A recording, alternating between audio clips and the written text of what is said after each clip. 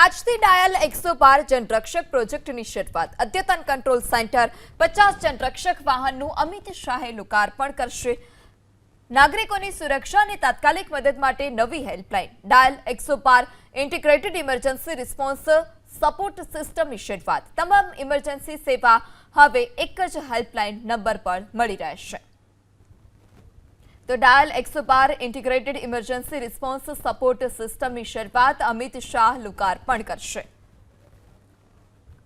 राज्य में हाल आरोग्यलक्षी सेवानी इमरजन्सी जरूर होय तो 108 डायल करवामां आवे छे अने तात्कालिक एम्ब्युलन्सनी सगवड मळी रहे छे।